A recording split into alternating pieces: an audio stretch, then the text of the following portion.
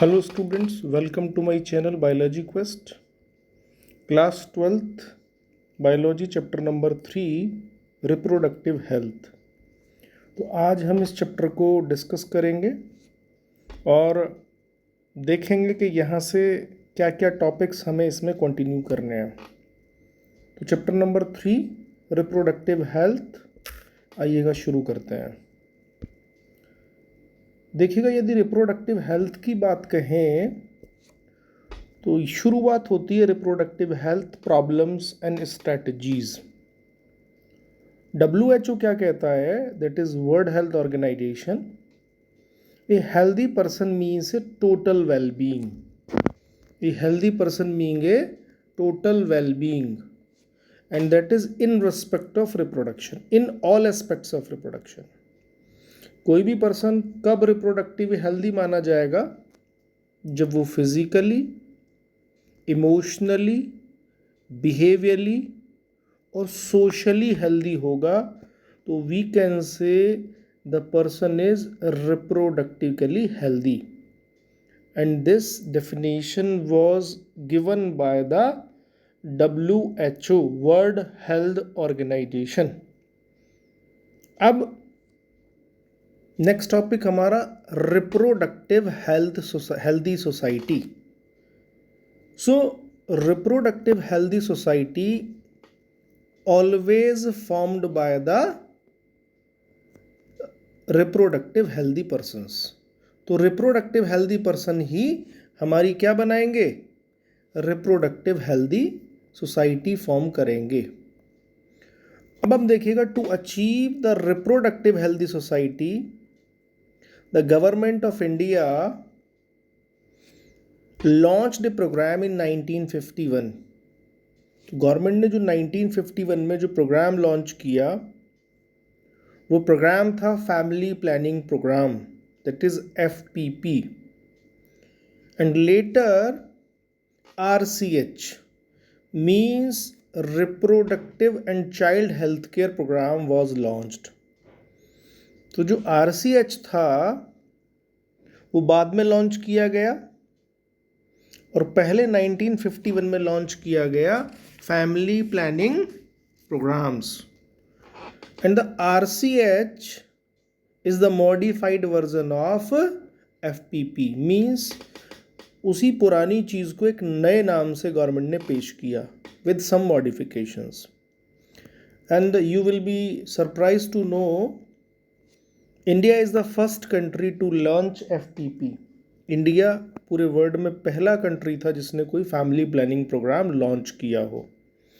But unfortunately इस programme के बाद भी हम लोग पूरे वर्ल्ड में आज नंबर 1 हैं in case of human population. So the RCH और the reproductive and child health care programme have certain objectives. So the question is that how we can achieve these objectives. First of all, we have to create the awareness in the human population. The first thing is that by creating awareness in population, सबसे पहले हमें population में awareness create करनी पड़ेगी, लोगों को aware करना पड़ेगा। अब ये अवेयर हम सोशल मीडिया प्लेटफॉर्म के थ्रू कर सकते हैं, हम ऑडियो विजुअल एड के थ्रू कर सकते हैं, हम लोग प्रिंट मीडिया के थ्रू कर सकते हैं, हम लोग नुक्कड़ नाटक के थ्रू कर सकते हैं। तो वो देखेंगे कैसे अवेयर करेंगे हम लोग, what method we have to aware the human population. Second thing is that by providing infrastructure, third by providing medical support, and fourth is the by providing material support. तो जो RCH के जो objective थे, हम इन programmes को जो objective कैसे achieve करेंगे, इन 4 तरीके से हम लोग RCH के ऑब्जेक्टिव्स को अचीव कर सकते हैं, यानी कि RCH के जो उद्देश्य थे। अब आप देखिएगा, ये जो RCH है, ये RCH एक FPP फैमिली प्लानिंग प्रोग्राम का ही मॉडिफाइड नेम है। लिखा हुआ RCH is the modified version of FPP। और वापस से रिपीट होता है, India is the first country to launch FPP। अब की नोट देखिएगा, reproductive health is essential for individual wellbeing and a progressive society. यदि यहाँ रहने वाले लोग ज़्यादा हेल्दी होंगे reproductively, so we can build a progressive society and through awareness, support and proper health care, we can build a healthy future for all. Yes, so this is all about the basic information about regarding the chapter number 3. अब यहाँ हम बात करते हैं कुछ topics की। How we can create awareness among human population. तो जो ऑब्जेक्टिव थे उसमें हमने देखा कि हमें सबसे पहले लोगों को अवेयर करना पड़ेगा। तो अवेयर हम कैसे करेंगे? तो मैंने कहा थ्रू ऑडियो विजुअल एड। हम लोग सोशल मीडिया प्लेटफॉर्म का यूज़ करें लोगों को अवेयर करने के लिए। हम लोग टीवी चैनल्स का इस्तेमाल करें लोगों को अवेयर करने के लिए। नेक्स्ट, थ्रू प्रिंट मीडिया, हम लोग अखबार में प्रिंट करा के लोगों को अवेयर कर सकते हैं about the reproductive health. Through government and non government organisations, मतलब हमारे बहुत सारे NGOs होते हैं, बहुत सारे गवर्नमेंट ऑर्गेनाइजेशंस होते हैं, उनके थ्रू भी हम लोग अवेयरनेस क्रिएट कर सकते हैं। Through school education, so CBSE has given this chapter number 3 to create the awareness. So through school education भी हम लोग इस ऑब्जेक्टिव को अचीव कर सकते हैं। उसके बाद यहाँ एक सहेली हमारा एक टैबलेट है, that is oral contraceptive method.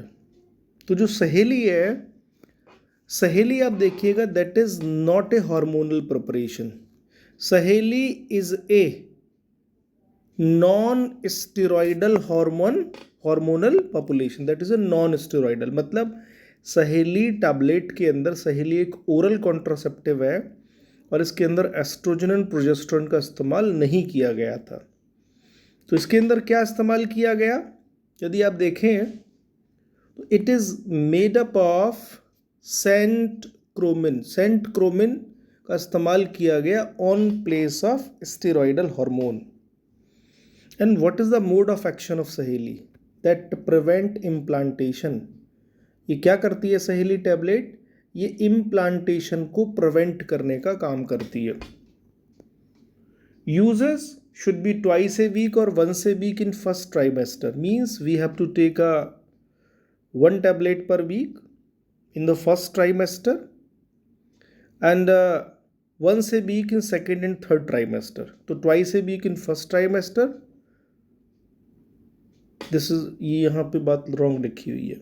Okay, तो ये once a week pill है, इसको आप याद रखेंगे, that is a once a week pill. And this सहेली, that is a new oral contraceptive developed by the scientist, और ये हमारे लखनऊ में एक इंस्टीट्यूट है, that is central drug research institute Lucknow. तो वहाँ पे इसको बनाया गया था। तो आपको 2-3 बातें याद रखनी है सहेली के बारे में, इंपॉर्टेंट पॉइंट।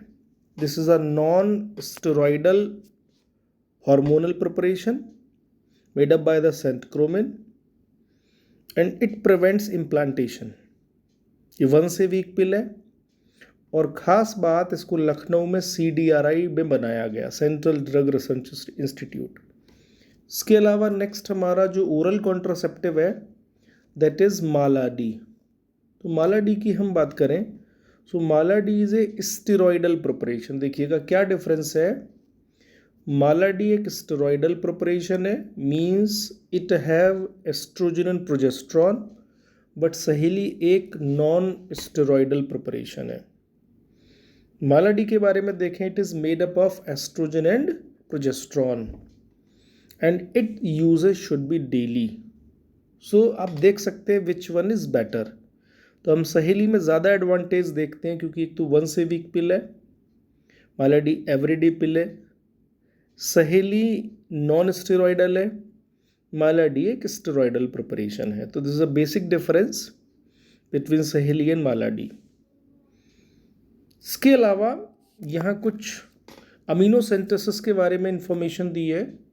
एक छोटा सा वर्ड हमारी NCERT में दिया हुआ है इस चैप्टर में, that is amino synthesis.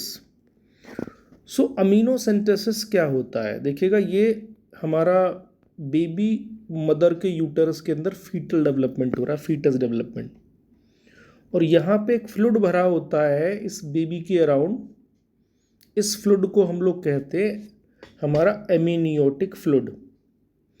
So by collecting this amniotic fluid we can detect some genetic disorders if the baby may have.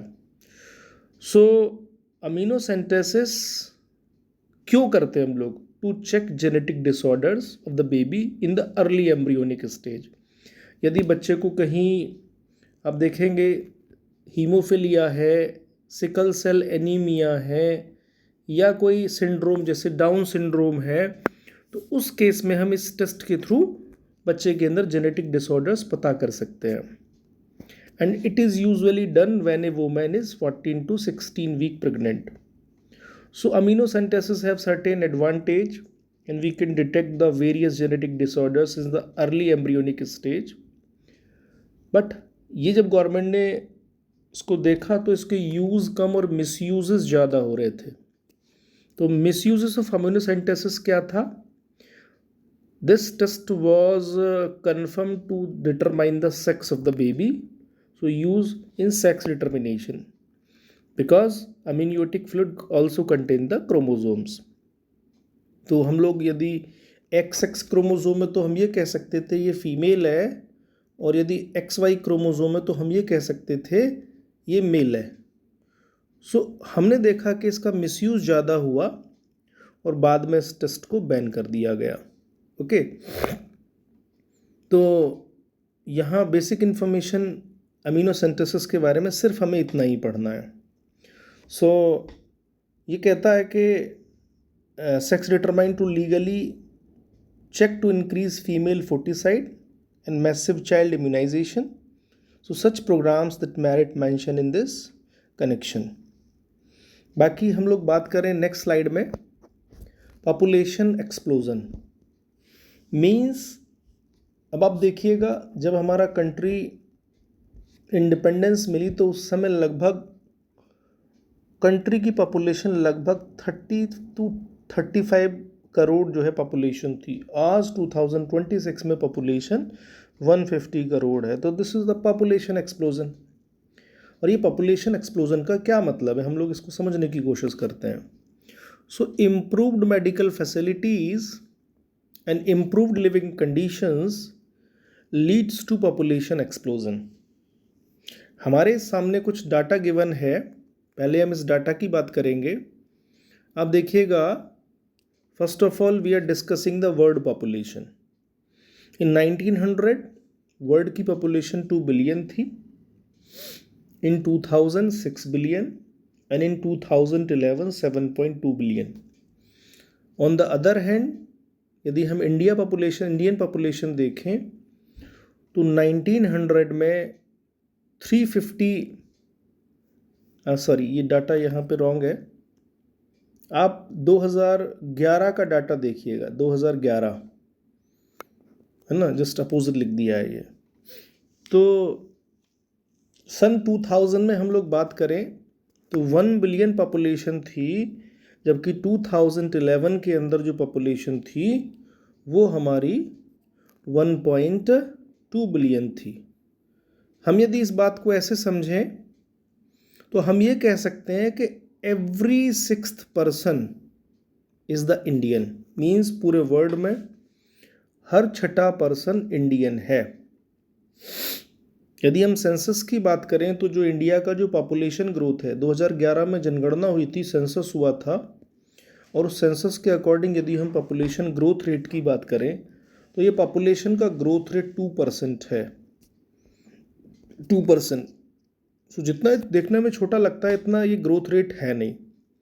Means हम ये कह सकते हैं यदि एक साल में हम कह सकते हैं कि 1000 लोग हैं तो 20% जो है, 20 नए बच्चे जो है वो बर्थ लेते हैं फ्रॉम 1000। यदि 100 बच्चे जन्म, मतलब हम लोग 100 की पॉपुलेशन है तो वहाँ पे नेक्स्ट ईयर में वो 102 पॉपुलेशन हो जाएगी, 102। यदि हम इसी ग्रोथ रेट से मूव करें यानी कि हम 2% के ग्रोथ रेट से मूव करें तो आप देखेंगे according to this growth rate the Indian population growth rate will be become double within less than 32 years. तो 32 साल से भी कम टाइम में हमारी इंडिया की पॉपुलेशन डबल हो जाएगी and this is known as the population explosion. यदि ऐसा हुआ और हो चुका है और आप देखिएगा such alarming growth rate could lead to an absolute scarcity of even basic requirement food shelter and clothing। तो ना लोगों के लिए खाना होगा, ना रहने के लिए जगह होगी और ना पहनने के लिए कपड़े होंगे। सो ये इसका इम्पैक्ट है पॉपुलेशन एक्सप्लोजन का। अब हम लोग कैसे अवेयरनेस क्रिएट करें, how we can create awareness among human population. तो वही बात आ जाती है थ्रू ऑडियो विजुअल एड्स, है ना, through print media, through NGOs and through school education. और ये सब किस लिए हुआ? Due to medical facilities and improved living conditions. Okay, next slide में अब हम लोग यहाँ पढ़ने वाले हैं, चूंकि ये पॉपुलेशन एक्सप्लोजन हुआ, so we have certain birth control methods. तो इस स्लाइड में आप देख रहे हैं यहाँ पे हम लोग 6 बर्थ कंट्रोल मैथड्स को डिस्कस करेंगे। And a married couple can choose a birth control as per their choice. The first method is the natural method, second is the barrier method, third is the oral contraceptive, fourth is the intrauterine devices, sixth is the implantation, fifth and sixth is the sterilisation. तो हम लोग सबसे पहले बात करते हैं first method की। तो first method is the natural method, और उस नेचुरल मेथड के अंदर हमारे 3 मेथड यहाँ पे मेंशन किए गए, नंबर 1, नंबर 2 और number 3। First method is a periodic abstinence. What is this method? Avoid the coitus between 10 to 17 days of the menstrual cycle, because this is a very sensitive phase due to the ovulation and the male and female partner have to avoid the coitus. So this is the first natural method. Coitus interrupts. What is the meaning of coitus interrupts? The male partner have to remove the copulatory organ from the female reproductive tract just before the ejaculation. This is a coitus interrupts. And third is a lactational amenorrhea. Means effective only for first 6 months after parturition. Means mother जब अपने delivery के बाद जब अपने बच्चे को दूध पिलाती है तो उस केस में प्रेगनेंसी होने की पॉसिबिलिटी बहुत ही रेयर होती है, दैट इज़ लैक्टेशनल अमीनेरिया। तो शुरू के 6 month में if they are following the unprotected तो उस केस में पॉपुलेशन कंट्रोल हमारी होगी, बर्थ नहीं होगा। So how these method works? They are work on the principle of avoiding chances of ovum and sperm meeting। ये हमारा बैरियर मेथड में आएगा। हम देखेंगे किस प्रिंसिपल पे काम करते हैं बैरियर मेथड, हम वहाँ पे बात करेंगे। ये जो आप देख रहे हैं लैक्टेशनल अमीनेरिया के अंदर, आधे प्रोलैक्टिन एक हमारा हार्मोन है जो कि मिल्क का फॉर्मेशन करता है, और जब तक मिल्क बनेगा ये पूरा का पूरा जो ना GnRH बनेगा, आप देखेंगे ना FSH बनेगा ना LH बनेगा, तो ओवुलेशन भी नहीं होगा। और this will not happen and no ovum will form. So ये हमारा लैक्टेशनल अमीनेरिया के अंदर होगा। ओके, नेक्स्ट हम लोग बात करते हैं सेकेंड मेथड की। तो सेकेंड मेथड हमारा है that is barrier method. So barrier method work on the principle of prevention of ovum and sperm from physical meeting, and हम इसको कहते हैं ideal contraceptive method. It is a ideal contraceptive method. तो यहाँ पे बहुत सारे हमारे मेथड्स लिखे हुए हैं, डिवाइसेस लिखी हुई हैं, this one cervical caps and wallet. तो ये नीचे वाले method are used by the females and the first one is used by the male partner. So they work on the principle because they are preventing the meeting of male and female gamete, means fertilization will not occur. Along with this method, the male and female partner can also use the spermicidal creams. Spermicidal creams, jellies and foams are also used along with these barriers to increase their contraceptive efficiency. And the inroad was distributed by the government during RCH program. Okay. So what is barrier? Barrier means block the meat. Barrier means block the meat. Means barrier stop sperm from meeting ovum. So barrier method is the third method.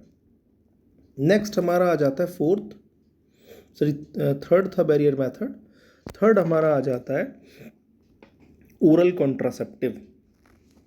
So what are the oral contraceptive? These are the oral pills. These are the oral pills, and pills are the hormonal preparation, means estrogen and progesterone. If a female is using this method, that means ovulation don't occur, and the female have to start these oral tablets from the 5th day of menses and eaten up to the 25th day of menses, means total 21 days, and there will be a gap of 7 days, and इसके अंदर 7 tablets हमारी iron की होंगी in order not to miss next pill of the next MC, means it will not lead to the confusion. So 7 tablets iron की उसमें packet के अंदर रहेंगी, सो क्वांटिटी बनी रहेगी. नेक्स्ट हम लोग देखते हैं intrauterine devices. Intrauterine devices is the fourth method, और यहाँ पे हमारी 3 तरीके की डिवाइस, यहाँ से क्वेश्चन 100% बनेगा भाई. ये हमारी डिवाइसेस कौन कौन सी हैं? तो ये है हमारी नॉन मेडिकेटेड, मीन्स जिसमें कोई भी हार्मोन नहीं होगा. एन एग्जाम्पल है हमारा लिप्स लूप. सेकेंड हमारा कॉपर रिलीजिंग आईयूडीज, इसका एग्जाम्पल है copper T, copper 7 and Multiload 375. Third हमारा है hormone releasing IUDs, and hormone releasing IUDs के एग्जाम्पल है प्रोजेस्ट्रॉन एंड LNG-20. तो हम देखें तो यहाँ पे 3 तरीके की डिवाइसेस हमारी हैं, non medicated, copper releasing IUDs and hormone releasing IUDs. तो एक एक करके हम लोग इनकी चर्चा करेंगे, डिस्कशन करेंगे. फर्स्ट है हमारा non medicated IUDs. So they are made up of the stainless steel और the PVC, means polyvinyl chloride, and these devices are free from hormonal preparation. Next हम लोग डिस्कस कर रहे हैं copper releasing IUDs. Means copper releasing IUDs के अंदर हम लोग देखेंगे these devices will release the copper ion, and examples are copper T, copper 7, multiload 375. Copper releasing IUDs के बारे में देखें. These IUDs releases copper ions, and copper ion क्या काम करेंगे? Will suppress the sperm motility, means sperm की motility को reduce कर देंगे, and which leads to phagocytosis, और स्पर्म की फाइनली डेथ हो जाएगी. सो ये क्वेश्चन बहुत बनता है, how the copper releasing IUDs work. So you have to mention copper ion suppress the motility of sperm, and this will ultimately lead to the phagocytosis, means death हो जाएगी हमारे sperm की. And out of these devices, multilode 375 is more effective. और definition of phagocytosis दिया हुआ है, phagocytic cells will eat sperm. Hormone releasing IUDs की बात करें हम लोग, तो hormone releasing IUDs में आप देखेंगे हमारा एग्जाम्पल है प्रोजेस्ट्रॉन और LNG-20. So these IUDs contain oestrogen and progesterone, and hormones are releasing from these IUDs. तो आप देखिएगा, यदि प्रोजेस्ट्रॉन का लेवल हाई रहेगा, so it will give the negative feedback, it will give the negative feedback. Means hypothalamus जो हमारा GnRH बनाएगा वो जीएनआरएच बनेगा ही नहीं। And if the GnRH will not be secreted, the anterior pituitary gland will not stimulate. Means हमारा FSH और LH भी secret नहीं होगा, means ovulation भी नहीं होगा. So this is a method of principle how this device work. Okay. तो progesterone prevent GnRH release and stop FSH and LH and inhibits follicle development and ovulation. हमारा next है fifth method, implants and injections. तो implants का हम लोग discussion करें। देखिएगा, ये इम्प्लांट्स है और एनसीईआरटी में भी काफ़ी अच्छा डायग्राम दे रखा है। कई बार डायग्राम दे देते हैं और पूछ लेते हैं आइडेंटिफाई, तो ये आपको बताना है ये इम्प्लांट्स हैं। So implants are also hormonal preparation, they are made up of estrogen and progesterone. They are effective for 5 years and the effectiveness depend on the amount of hormones. Basically these devices are implanted into the deep arm under the skin. Means non-dominating arm में यदि कोई women left hander है तो right hand में यदि ये device लगेंगी, और यदि राइट हैंडर है तो लेफ्ट हैंड में हम इम्प्लांट्स को इम्प्लांट करेंगे। इसके अलावा हमारा आईयूडीज़ के अंदर, ये तो ऑलरेडी हम लोग पढ़ी चुके हैं, टॉपिक ऑलरेडी कंप्लीटेड हो चुका है। इसके अलावा हमारा है injections.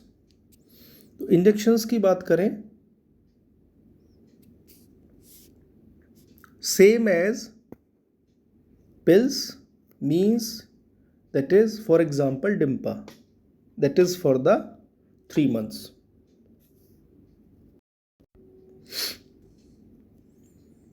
Sterilization is the next method.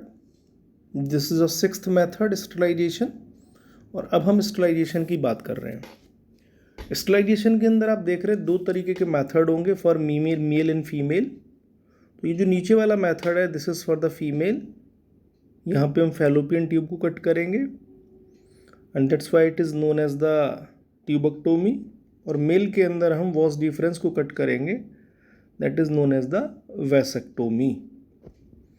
तो these sterilization method are also known as the surgical method and it block gamete transport and thereby prevents pregnancies. So this method was implemented at a very high rate around 1970. 1970 में method काफ़ी जोर शोर के साथ implement किया गया था by the government of India.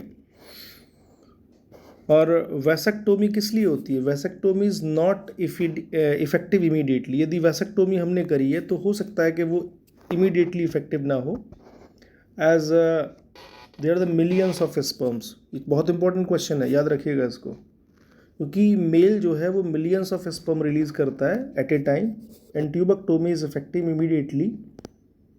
immediately as there is only one ovum. Sperm में भी present in region above vas deferens, तो इसीलिए इमीडिएटली इफेक्टिव नहीं होगा। अगेन यहाँ समराइज किया गया है सारे मेथड्स को, non medicated, copper releasing, hormone releasing, sterilization and injections. So already हम लोग इन मेथड्स को डिस्कस कर चुके हैं। नेक्स्ट हमारा टॉपिक है that is MTP, means medical termination of pregnancy. और हम लोग यदि MTP की बात करें, so what is the meaning of MTP? MTP means intentionally और voluntarily termination of pregnancy before full term foetus. तो फुल टर्म फीटस बनने से पहले ही यदि हम इंटेंशनली और वॉलेंटरीली टर्मिनेट कर दें प्रेगनेंसी को, that is known as the MTP। तो MTP को गवर्नमेंट ने कब लीगलाइज किया?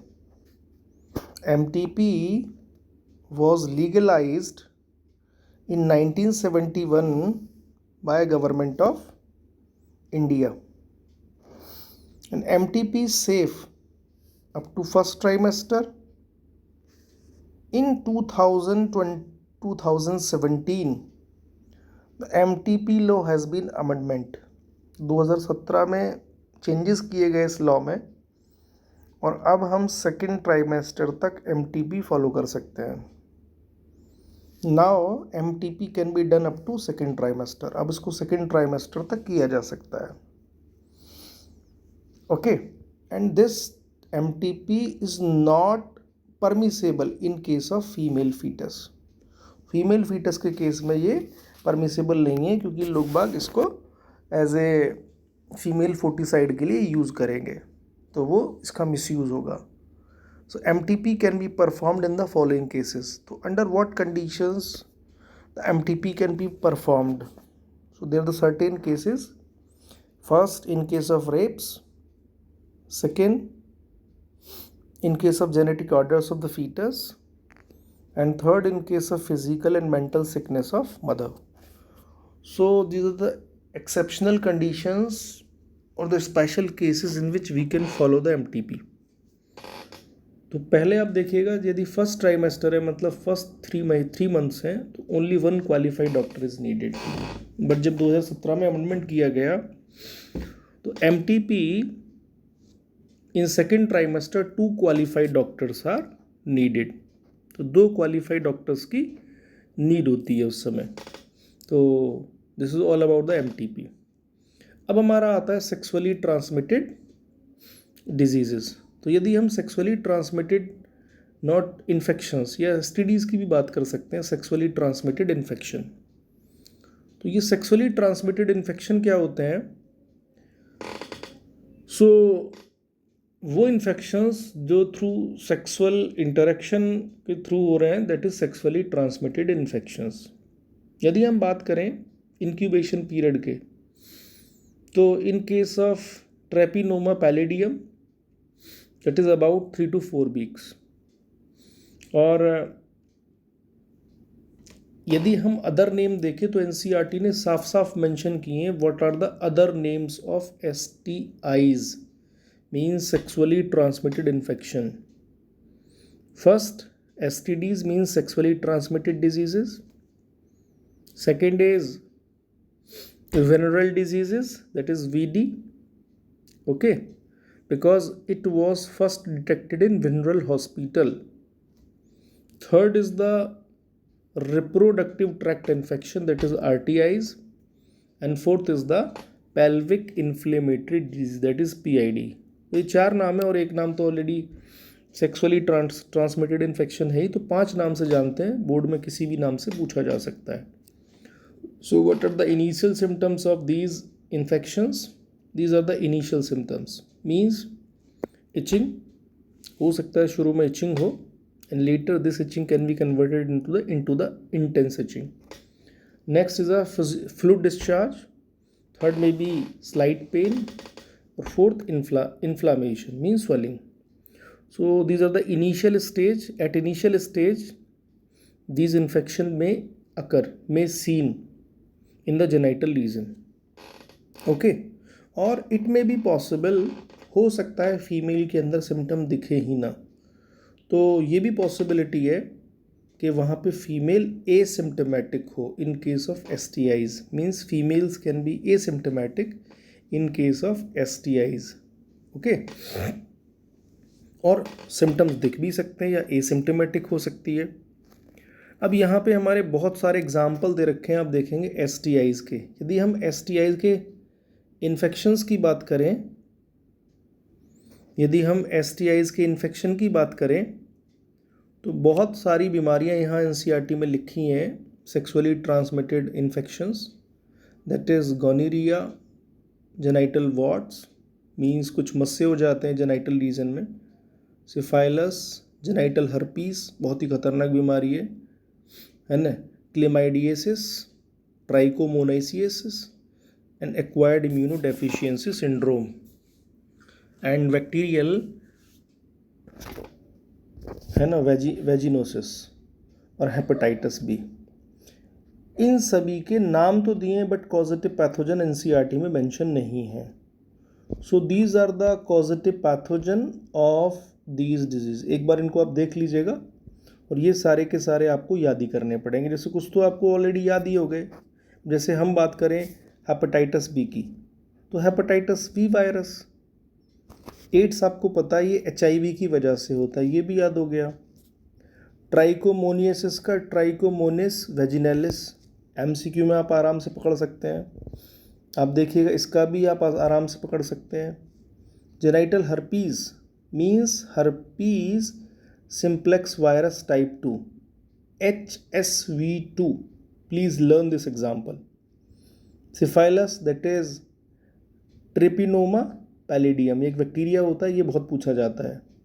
और जेनाइटल जो हमारा वर्ड है मीन्स जेनाइटल रीजन के अंदर कुछ मस्से हो जाते हैं, and these are due to the human papilloma virus HPV। इसके अलावा गोनीरिया भी आप आइडेंटिफाई कर सकते हैं क्योंकि लास्ट में गोनीरिया आ रहा है। तो ये बहुत सारे हमारे एग्जाम्पल्स NCERT में मेंशन है और मैंने यहाँ उनके कॉजेटिव पैथोजन भी मेंशन किए हैं। तो please learn all these causative pathogen for the NEET exam. तो कुछ आप याद करेंगे क्लास 12th में बोर्ड के लिए और बाकी सारे याद करने हैं आपको नीट के लिए। अब हम बात करेंगे प्रिवेंशन, हम कैसे इन मेथड्स को रोक सकते हैं। Prevention of STIs means avoid sexes with the multiple partners, always use barrier method, using coitus. In case of doubts, a female should immediately contact, or we should immediately contact to a qualified doctor. What are the high risk individuals? The high risk individuals are the 15 to 24 years. Aged people are the high risk individual. कुछ ऐसे भी हमारे STIs होते हैं जो हमने पीछे example देखे थे, वो हमारे नॉन क्यूरेबल हैं, जैसे AIDS, hepatitis B and herpes are non curable. आगे हमारा इनफर्टिलिटी आता है और इनफर्टिलिटी को हम जाके कनेक्ट करेंगे आर्ट्स, असिस्टेड रिप्रोडक्टिव टेक्नोलॉजी। तो इनफर्टिलिटी की बात करें, व्हाट इज इनफर्टिलिटी? तो infertility means inability to produce the children even after 2 years of unprotected sex cohabitation। यदि लगातार 2 साल तक अनप्रोटेक्टेड सेक्सुअल इंटरकोर्स करा जाए after marriage, and if a married couple is unable to produce a child, so we can say this situation can lead to infertility. So what are the causes? Infertility के क्या cause हो सकते हैं? So there the various causes are mentioned here. These causes may be mental and physical sickness, alcohol and drug abuse, congenital, immunological, psychological, बहुत सारी बीमारियां भी हो सकती हैं due to the certain diseases. So these are the various causes of infertility. Is infertility curable and reversible? हमने कहा yes. इस infertility is infertility curable and reversible? तो ये इनफर्टिलिटी है, याद रखिएगा। तो इनफर्टिलिटी हमने कहा yes, this is curable and reversible. Okay, कुछ की पॉइंट्स मैंने लिखे हैं यहाँ पे। STI are caused by the bacteria, virus and parasites, और फीमेल एसिम्टोमेटिक भी हो सकता है। Move on the next slide. अब हम ये देखेंगे कि इनफर्टिलिटी और स्टेरिलिटी में क्या डिफरेंस है। What is the difference between the infertility and the sterility? So हम कहेंगे infertility is the reversible and sterility is the irreversible. Sterility reversible हो सकती है but infertility, but sterility irreversible होती है। ओके, अब यहाँ पे हमारा टॉपिक कनेक्ट हो चुका है, that is arts, assisted reproductive technologies. What are the arts? So infertile couple have the baby through the art. लेकिन आर्ट्स जो हमारे असिस्टेड रिप्रोडक्टिव टेक्नोलॉजीज़ हैं, इनके कुछ डिसएडवांटेज है। कैसे? क्योंकि ये टेक्निक बहुत ही एक्सपेंसिव होती हैं, So every person cannot opt the art technique. If a person is financially sound, can follow this method, but this is a disadvantage of the art. This is highly expensive technique. मैं बात करूँ, large number of infertile couples are present in world including India. अब यहाँ बात करी गई है, दो टर्म आपको समझने हैं। पहले आपको समझना है इन विट्रो फर्टिलाइजेशन, और दूसरा टर्म समझना है that is in vivo fertilization. तो आपको सिंपल भाषा में मैं कहूँ, इन विट्रो का मतलब होता है आर्टिफिशियल और इन वीवो का मतलब होता है नेचुरल। यदि हम पहले समझेंगे इन विट्रो फर्टिलाइजेशन को। यदि इन विट्रो फर्टिलाइजेशन की बात करें तो in vitro fertilization means artificial fertilization, means gamete fertilized outside the body. और आउटसाइड द बॉडी कहाँ फर्टिलाइजेशन होगा? Means in highly controlled conditions, means in the laboratory. Second is the in vivo, means gametes are fertilizing inside the fallopian tube, means female reproductive tract. Okay, तो ये आप याद रखिएगा, in vivo in vitro का meaning clear होना चाहिए। आगे हम लोग डिस्कस करें, यदि इनफर्टाइल कपल है और कई बार ऐसा होता है डायग्नोसिस या करेक्ट ट्रीटमेंट पॉसिबल नहीं है। So when diagnosis and correct treatment are not possible, so the couples could be assisted to have children through certain special technique commonly known as the arts.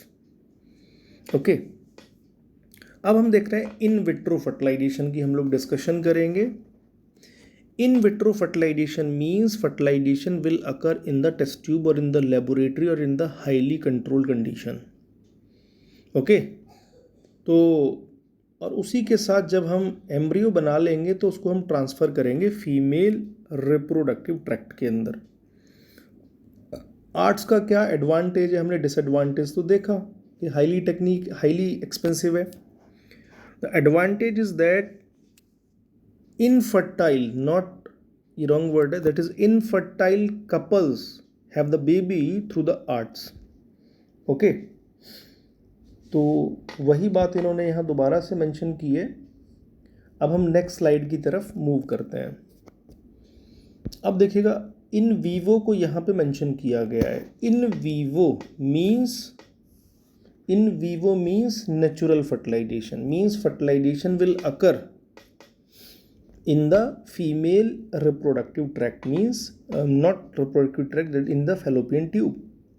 तो यहाँ पे चूंकि in vivo है तो हम यहाँ पे गैमीट्स ट्रांसफ़र करेंगे आर्ट्स के अंदर, ट्रांसफ़र ऑफ गैमीट्स। तो यदि इन वीवो की बात करें तो पहला हमारा इन वीवो फर्टिलाइजेशन के अंदर जो मेथड है वो है AI, that is artificial insemination, और सेकंड हमारा है इंट्रा यूटराइन इंसेमिनेशन। ध्यान से देखना है, आर्टिफिशियल इंसेमिनेशन के अंदर हम सीमन को ट्रांसफ़र करेंगे into the vagina, but intra uterine transfer को हम लोग सीमन को ट्रांसफ़र करेंगे इनटू द यूटेरस। ओके, तो ये दोनों टेक्निक हमारी क्लास 12th NCERT में मेंशन है, AI एंड IU है। याद रखिएगा, दोनों की दोनों टेक्निक इन वीवो हैं और यहाँ पे हम लोग केवल गैमीट ट्रांसफ़र कर रहे हैं फीमेल रिप्रोडक्टिव ट्रैक्ट में, लेकिन फर्टिलाइजेशन फैलोपियन ट्यूब में ही होगा। ओके, इसके अलावा कुछ एक्टोपिक प्रेगनेंसी है, वैसे तो हमारे सिलेबस में नहीं है लेकिन कई बार इम्प्लांटेशन फैलोपियन ट्यूब में हो जाता है तो उसको एक्टोपिक प्रेगनेंसी कहते हैं, और इसको आइडेंटिफाई करना अर्ली स्टेज में ज़रूरी है क्योंकि डेथ हो सकती है। फैलोपियन ट्यूब रप्चर हो जाएगी जिससे कि डेथ हो सकती है। ओके, यहाँ कुछ टर्म्स हमारे मेंशन है ना, तो ये आप देखिएगा, in vitro fertilization and embryo transfer, advantage of ART लिखा हुआ है। इसके अलावा ये सारे हम लोग पहले टर्म डिस्कस कर चुके हैं। अब हम लोग नेक्स्ट स्लाइड की तरफ मूव करते हैं। देखिएगा, ये है हमारा असिस्टेड रिप्रोडक्टिव टेक्नोलॉजीज। सो आर्ट्स मीन्स हम यहाँ पे बात करेंगे जिसमें हम फर्स्ट गैमीट ट्रांसफ़र करेंगे। तो जब हम गैमीट को ट्रांसफ़र करेंगे तो गैमीट ट्रांसफ़र करने में हमारी कुछ टेक्निक है, और ये टेक्निक हमारे सामने है। ये first gift, GIFT gamete intra fallopian transfer, IUI intra uterine insemination, third ICSI intra cytoplasmic sperm injection. इनको एक एक करके डिस्कस करेंगे। बाकी जो रिमेनिंग टेक्निक है यहाँ पे हम लोग जायगोट को ट्रांसफ़र करेंगे। तो जायगोट को यदि हम ट्रांसफ़र करें तो आप देखेंगे कि यहाँ पे जो टेक्निक है, core technique IBF in vitro fertilization, ZIFT zygote intra fallopian transfer and intra uterine transfer. Okay, तो एक एक करके हम ब्रीफ में काफ़ी इनको डिस्कस करने की कोशिश करते हैं। तो यहाँ पे है हमारा गिफ्ट GIFT। तो हमारा गैमीट फैलोपियन ट्यूब के अंदर ट्रांसफ़र होगा, और चूँकि गैमीट ट्रांसफ़र हो रहा है तो फर्टिलाइजेशन हमारा मतलब फैलोपियन ट्यूब के अंदर होगा नेचुरली। दूसरा हमारा है इंट्रा यूटराइन इंसेमिनेशन। यहाँ पे हम स्पर्म इंजेक्ट कर रहे हैं यूटेरस के अंदर, ये हम लोगों ने डिस्कस किए थे। इसके अलावा हमारा ICSI intra cytoplasmic sperm injection. तो आप देखेंगे हम लोग स्पर्म को डायरेक्टली इंजेक्ट कर देंगे ओवम के साइटोप्लाज्म में। तो this is a intra cytoplasmic sperm injection, और ये एक निडल की हेल्प से काम किया जाएगा। इसके अलावा IBF that is in vitro fertilization. In vitro fertilization में हम लोग फर्टिलाइजेशन लेबोरेटरी में करेंगे, और लेबोरेटरी में हम लोग एम्ब्रियो बना के, मींस मरुला या फिर हम लोग ब्लास्टोसिस्ट बना के उसको ट्रांसफ़र करेंगे। That is in vitro fertilization. अब आप देखेंगे यदि हम यहाँ पे मैं बता दूँ, यदि हम 8 ब्लास्टोमियर स्टेज है तो 8 ब्लास्टोमियर स्टेज को हम लोग ट्रांसफ़र करेंगे फैलोपियन ट्यूब में, और यदि मोर देन 8 ब्लास्टोमियर स्टेज है तो उसको यूटेरस में ट्रांसफ़र करेंगे। ये आप देख रहे हैं हमारा है जायगोट इंट्रा फैलोपियन ट्रांसफ़र, और जायगोट लैब में बनेगा and transfer into the fallopian tube for the further development. तो this is zygote intra fallopian transfer, नाम में ही मेंशन है। इसके अलावा हम लोग बात करें तो यहाँ पे है IUT intra uterine transfer. IUT और IUI डोंट बी कंफ्यूज्ड, ये इंसेमिनेशन है और ये ट्रांसफ़र है। तो यहाँ पे हम लोग यूटेरस में करेंगे तो वो हमारा मोर देन 8 सेल्ड स्टेज होगी, और वो हमारा इम्प्लांटेशन करेगा। So these are the core technique of assisted reproductive technology. और यहाँ पे जो है हमारा क्वेश्चन बनता ही बनता है। इसके अलावा ऐसे बहुत सारी सिचुएशंस है जहाँ पे आप लोग if you are seeing for the parenthood, तो आप लोग ऑर्फनेज से भी बच्चे अडॉप्ट कर सकते हैं। Okay, so since the ultimate aim of all this procedure is to have children, and in India we have so many orphaned and destitute children who could probably not survive till maturity, so unless take care of it, so हमारे जो laws हैं, that our laws permit legal adoption and it is at yet one of the best method for couples looking for the parenthood. तो इसी के साथ हमारा यहाँ पे वीडियो हम लोग ओवर करते हैं, और ये 1 शॉट वीडियो मैंने बनाया। तो ये आपका एग्ज़ाम के लिए बहुत ही इम्पोर्टेंट वीडियो है।